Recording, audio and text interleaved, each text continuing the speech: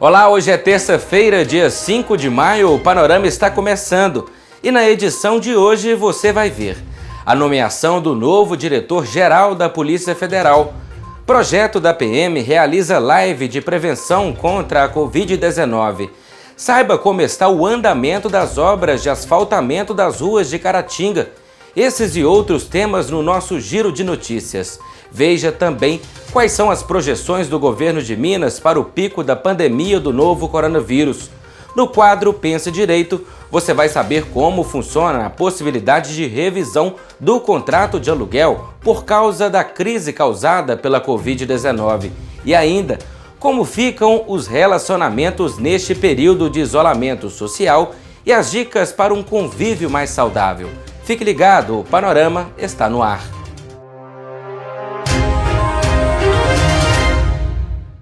O presidente Jair Bolsonaro nomeou ontem o delegado Rolando Alexandre de Souza como novo diretor-geral da Polícia Federal. A nomeação foi oficializada 5 dias depois do ministro Alexandre de Moraes, do STF, suspender a nomeação de Alexandre Ramagem para comandar a PF. Rolando foi superintendente da Polícia Federal em Alagoas entre 2018 e 2019. Em setembro do ano passado, a convite de Alexandre Ramagem, assumiu o cargo de secretário de Planejamento e Gestão da Agência Brasileira de Inteligência, a ABIN. A manutenção do calendário de provas do Exame Nacional do Ensino Médio, o Enem, garantida por decisão da Advocacia Geral da União, foi informada através de uma nova propaganda do Ministério da Educação. O vídeo argumenta que a nova geração de profissionais seria perdida caso o exame fosse suspenso ou adiado. A vida não pode parar, diz o roteiro, que também convoca os estudantes brasileiros para estudar de qualquer lugar, de diferentes formas, pelos livros, pela internet, com a ajuda à distância dos professores. Assista. E se uma geração de novos profissionais fosse perdida? Médicos, enfermeiros, engenheiros, professores. Seria o melhor para o nosso país? A vida não pode parar, é preciso ir à luta, se reinventar, superar. Dias melhores virão. E por isso eu quero fazer o Enem este ano, para entrar em uma universidade. Estude! De qualquer lugar, de diferentes formas, pelos livros, internet, com a ajuda à distância dos professores. Faça já a sua inscrição no Enem, de 11 a 22 de maio, pelo site enem.inep.gov.br. Além da prova em papel, este ano também terá o Enem Digital, feito por computador em locais indicados pelo MEC. As provas serão no final do ano. Até lá, estude! Seu futuro já está aí! Ministério da Educação, Governo Federal, Pátria Amada Brasil. Na próxima sexta-feira, dia 8 de maio, às 4 horas da tarde, a Polícia Militar de Minas Gerais realizará uma live com a banda da Academia Musical Orquestra Show. É o projeto PM na Laje ao vivo pela vida, com muita música e informação. O objetivo é possibilitar um espaço de sensibilização das famílias mineiras a partir de uma abordagem artística cultural em torno dos cuidados, prevenção e promoção da saúde no contexto da pandemia da Covid-19. Olá, nós somos da Polícia Militar do Estado de Minas Gerais. Eu sou o Tenente Coronel Gonçalves, chefe do Centro de Atividades Musicais. Estou aqui hoje com o Capitão Adriano, músico da PMMG, com um recado importante. Tem coisa boa vindo aí, Capitão Adriano? Com certeza, comandante. Queremos convidar vocês a estar conosco PM na Laje ao vivo pela vida, que acontecerá na próxima sexta-feira, dia 8 de maio, às 16 horas. É isso aí, uma parceria com a Secretaria Estadual de Desenvolvimento Social, Subsecretaria de Políticas sobre Drogas, uma preocupação do governo do Estado de Minas Gerais e da Polícia Militar com a segurança da sua família contra o uso excessivo e abusivo do álcool. Temos mais parceiros, Capitão Adriano? Sim, teremos a Companhia de Prevenção à Violência Doméstica, também os médicos da Polícia Militar. É isso aí, aguardamos você então na próxima sexta-feira. Na manhã de ontem, equipes da Prefeitura de Caratinga iniciaram os trabalhos de recapeamento asfáltico nas ruas Santo Antônio, Capitão Paiva e Nossa Senhora de Lourdes. Por meio de uma publicação nas redes sociais oficiais da Prefeitura, foi informado que os serviços na Rua 15 de Novembro já foram concluídos. A Secretaria de Saúde, através do Departamento de Vigilância, realizará entre os dias 4 a 6 de maio o segundo Lira de 2020. O objetivo é obter um diagnóstico da infestação por Aedes aegypti e subsidiar as ações de controle das arboviroses no município. Inicialmente, a equipe realizaria o segundo Lira somente no mês de outubro deste ano, mas diante do aumento de notificações de casos prováveis para arboviroses, o levantamento foi antecipado para direcionar as ações de controle do mosquito. O secretário de Estado de Saúde de Minas Gerais apresentou na tarde de segunda-feira, em uma coletiva virtual, o cenário epidemiológico da Covid-19 no estado e enfatizou a importância das medidas de isolamento para adiar o pico da doença. A nova estimativa da Secretaria de Estado de Saúde é que o pico da Covid-19 em Minas Gerais seja no dia 6 de junho. A previsão anterior era para o dia 3 de junho. Para que não haja uma possível crise na saúde, o ideal no momento é seguir adotando todas as medidas de prevenção para progressivamente ir distanciando o pico. Porque toda vez que nós falamos de picos, nós falamos de uma sobrecarga, de um aumento de demanda da capacidade assistencial, então isso nos preocupa sempre. De uma forma geral, nós estamos conseguindo, com as medidas de distanciamento, com o uso de máscara e outras medidas orientadas, e progressivamente distanciando o pico. Neste momento, nós temos um pico projetado para o dia 6 de junho, pelos dados da Secretaria Estadual de Saúde. Isso pode variar. Nós podemos continuar projetando esse pico se o isolamento for mantido, se o distanciamento for mantido, ou, caso contrário, nós podemos até aumentar o pico e aproximá-lo caso haja uma quebra total do distanciamento e do isolamento. Então é importante nós entendermos qual que é o objetivo, ou seja, de uma forma geral, mantendo o que nós estamos orientando, nós queremos que esse pico seja o menor possível e se alongue no tempo. Esse é o nosso objetivo. Outra preocupação do governo é com a queda das temperaturas e a chegada do inverno. Neste período ocorre o aumento drástico de doenças respiratórias, mas o Estado já tomou algumas medidas preventivas em relação ao caso. Nós entendemos que toda vez que chega o inverno, que cai a temperatura, nós entramos em momento de transmissão de doenças respiratórias, sim. Isso porque o ambiente fica mais fechado, né? As pessoas ficam mais próximas e isso aumenta um pouco o contato. De uma forma geral, então, as quedas de temperatura elas nos deixam mais atentos. Mas, por outro lado, também, o que nós já sabíamos que chegaria o inverno, que teria um risco maior de transmissão de doenças respiratórias, que é isso que acontece em todo inverno, foi orientado pelo Ministério da Saúde uma antecipação da principal doença que faz concorrência, ou então que se confunde com a Covid, que é a H1N1. Então, nós tivemos a vacinação da H1N1 com esse objetivo de diminuir o aumento de casos de doenças respiratórias ou de síndromes gripais. O secretário disse ainda que foram realizados cerca de 11 mil exames de detecção da Covid-19 no estado, contabilizando o trabalho da Fundação Ezequiel Dias e dos laboratórios parceiros. Desses, 3,5% dos testes acusaram resultado positivo. O secretário ainda ressalta que os testes não registram 100% de eficácia da detecção do vírus, principalmente os rápidos realizados em farmácias. Não existe nesse momento, quanto à Covid, nenhum exame que seja 100% preciso. Então, nesse contexto, o que nós podemos entender? Se eu pegar um paciente, uma pessoa, e for fazer um exame nela, que é o exame do PCR, que é o suave nasal, essa pessoa ela tem uma chance de 60% de ter um exame confiável e positivo e de 40% o exame não está revelando exatamente o que ela tem, o que está acontecendo com essa pessoa. Então isso traz uma fragilidade, que é uma fragilidade que nós vemos. Assim como aquele exame que às vezes tem sido feito na farmácia, que é o IgM-IgG, que é o teste rápido, aquele exame também ele não é 100% confiável. Tá? Ele pode mostrar que você não teve a virada imunológica e você efetivamente ter tido, ou vice-versa, mostrar que você tem imunidade e efetivamente você não ter tido imunidade. Todos os exames, então, eles têm um percentual de falha.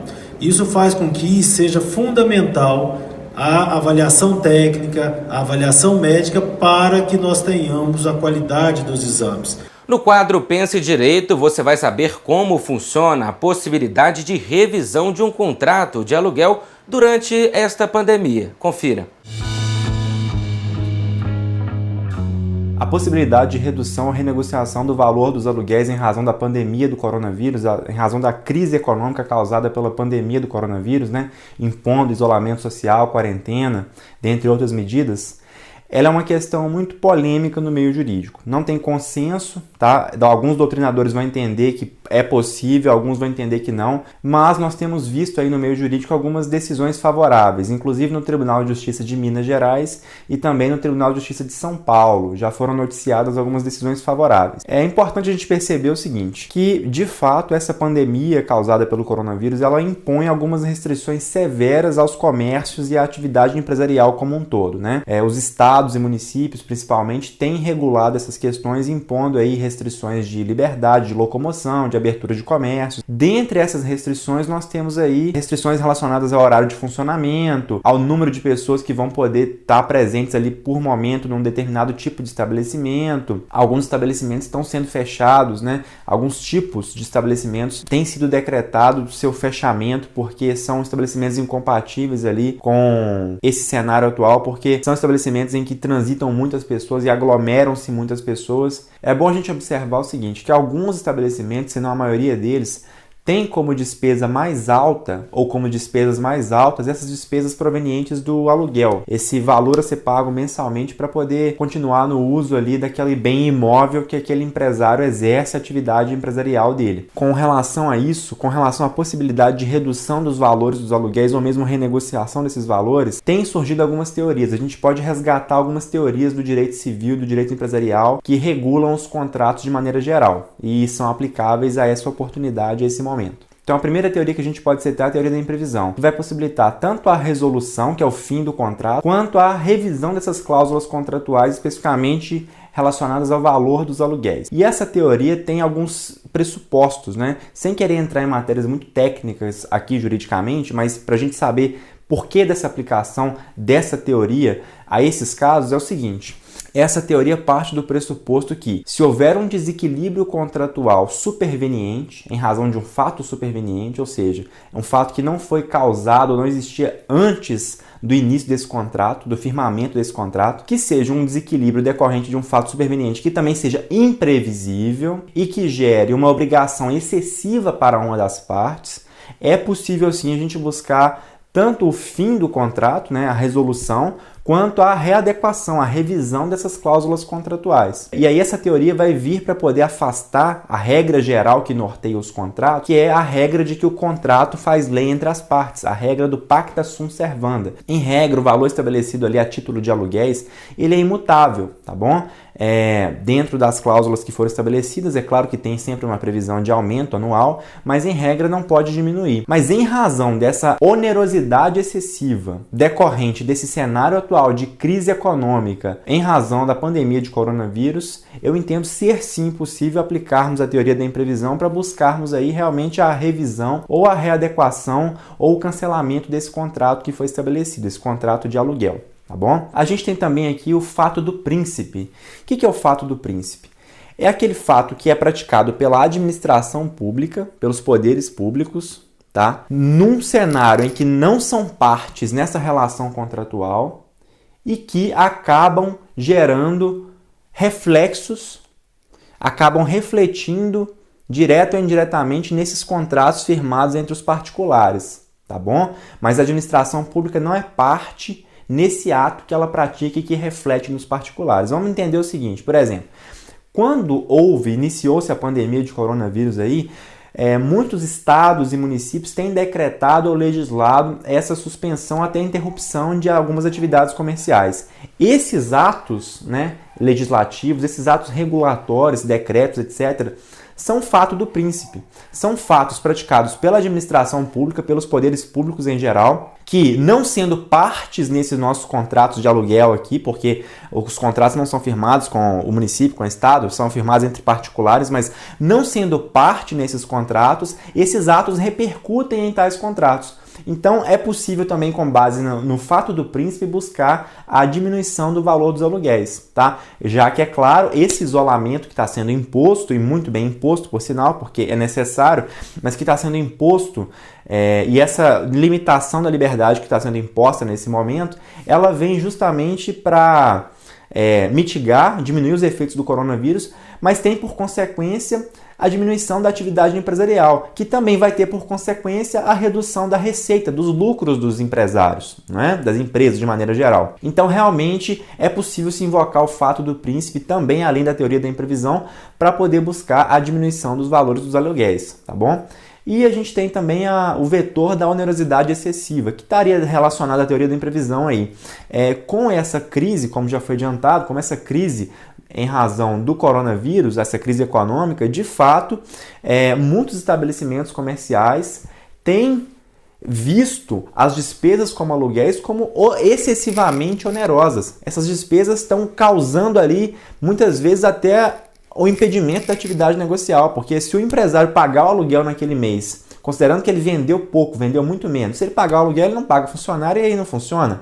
Ele não paga tributo, não paga funcionário, não compra insumos para revender, enfim, vai engessar, vai congelar a atividade empresarial e isso é pior ainda para a economia do país. Então, em razão disso, pode ser invocado também o vetor da onerosidade excessiva dentro da teoria da imprevisão, invocando-se também o fato do príncipe para poder buscar justamente a readequação, a revisão ou mesmo a resolução, que é o fim desses contratos de aluguel estabelecidos. E aí, já finalizando, nós temos algumas consequências jurídicas possíveis, né? Que alguns juízes já têm deferido, já têm concordado e concedido para quem pede esse tipo de recálculo, esse tipo de revisão dos contratos de aluguéis. Quais são essas consequências possíveis, né?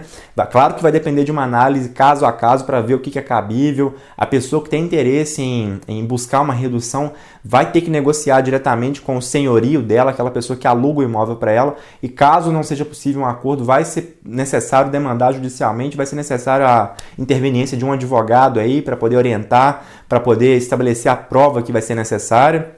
A figura do advogado é indispensável, mas que tipo de consequência jurídica pode advir desse tipo de pedido, né, desse tipo de acontecimento? A primeira consequência é a consequência óbvia, é a diminuição do valor dos aluguéis. Se o empresário percebe que mesmo a atividade dele tendo sido diminuída, né, os lucros tendo sido diminuídos, a receita, se ele percebe que ainda assim, se houver uma redução do valor dos aluguéis, as despesas dele, ele consegue manter a atividade, é interessante manter a atividade, vai ser interessante também que ele peça apenas a diminuição do valor dos aluguéis, tá? Porque, a princípio, ele não vai ter interesse em encerrar a atividade empresarial dele. Então, vai ser possível, nesse cenário, pedir a redução. Porém, se ele perceber que, infelizmente, com a crise, o comércio dele zerou, né?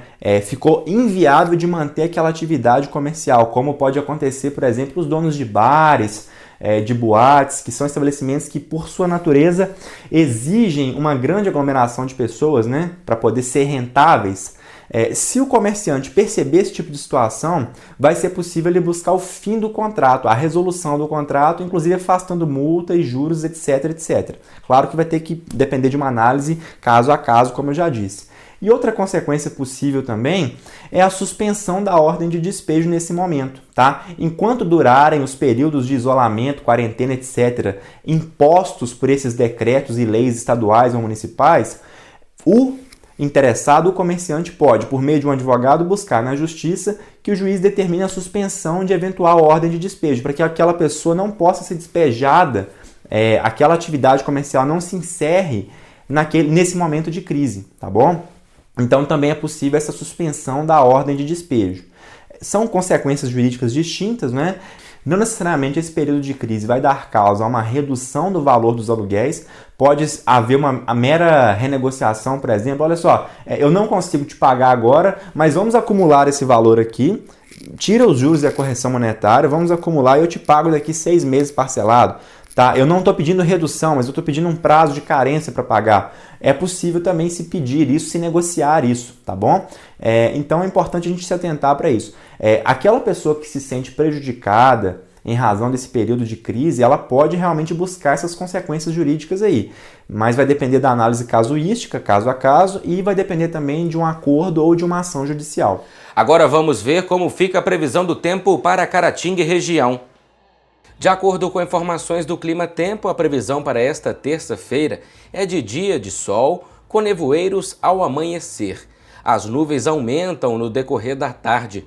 A mínima é de 14 graus e a máxima de 28 graus. Já para quarta-feira, a previsão segue com dia de sol, nevoeiro ao amanhecer e as nuvens aumentam no decorrer da tarde. A mínima é de 15 graus e a máxima de 30 graus. Já quinta-feira, a previsão é de sol e aumento de nuvens de manhã, pancadas de chuva à tarde e à noite. A mínima é de 18 graus e a máxima de 30 graus. A chance de chuva é de 67% e deve chover 7 milímetros. A mudança da rotina em função do isolamento social pode gerar estresse, ansiedade e trazer mais conflitos para os casais que estão passando por este momento juntos. Mas e aí? Como conviver debaixo do mesmo teto o tempo todo? Será que só agora que os conflitos têm surgido nos relacionamentos? Provavelmente não, eles sempre existiram. Só que antes haviam mais distrações, os casais saíam para trabalhar, cada um tinha a sua rotina, se encontravam com outras pessoas, se distraíam de outras formas. Não há como negar que em quarentena as sensações de estresse são maiores. A pandemia pode provocar ansiedade. Sentir medo e incerteza nesse momento é natural. Além disso, a permanência em casa pode ter influência sobre os casais e as famílias. O fim do relacionamento ou o início de um vínculo mais profundo vai depender de como investimos esse tempo. Toda crise traz alguns ensinamentos para nós. E um deles é que ela tem um tempo de validade. Ela teve o início e ela vai ter um fim. Então, todos esses ajustes, essa adaptação, ela é temporária. Daqui a pouco nós vamos conseguir voltar às nossas rotinas e nós vamos ter aprendido algumas coisas. Buscar o bem-estar e a tranquilidade em nós mesmos talvez seja bem interessante ao invés de tentar encontrar isso no outro. Disciplina e organização também dão aquela mãozinha quando o assunto é manter a paz de espírito e o relacionamento. Outro aprendizado que a gente pode tirar dessa crise que estamos vivendo é a oportunidade de fazer diferente, oportunidade de a cada dia melhorar, de fazer algo que nós não tínhamos até tempo para fazer. E existem muitas alternativas para você aproveitar esse tempo da quarentena como um tempo de reflexão, um tempo de melhoria. E existem algumas dicas muito fáceis para colocar em prática para manter o equilíbrio emocional de toda a sua família. A primeira delas é estabelecer as rotinas. Se você estabelece o que você precisa fazer a cada dia, isso traz uma segurança muito maior para cada morador, para cada um que estiver dentro da sua casa. Isso facilita até a comunicação, porque se você sabe exatamente o que tem que fazer, se cada pessoa sabe quais são suas responsabilidades, isso evita muito estresse. Como já disse a psicanalista e terapeuta familiar Fernanda Pires Barbosa, quando passamos muito tempo juntos, surgem problemas pendentes que podem abrir a porta para o conflito. Por isso, a receita é educação e respeito extremos. Uma outra dica importante é fazer coisas separadamente. Conversem sobre as atividades em conjunto e as atividades individuais, porque é muito importante que a família esteja unida neste momento, até para fazer pequenas coisas, como, por exemplo, fazer uma refeição juntos, preparar a refeição juntos. Mas também é muito importante e essencial que você tenha um momento individual, um momento sozinho, de, por exemplo, ler um livro, fazer uma oração. O boom de notícias é um perigo em vários sentidos, ainda mais quando buscamos informações em fontes que não são seguras. Até nos relacionamentos, isso pode afetar, causando instabilidade. Se ainda assim, com essas dicas, vocês não conseguirem o equilíbrio dentro de casa, busque ajuda profissional. Existem muitas ferramentas que, através da terapia familiar, individual, de casal, podem ajudar vocês nessa organização das relações.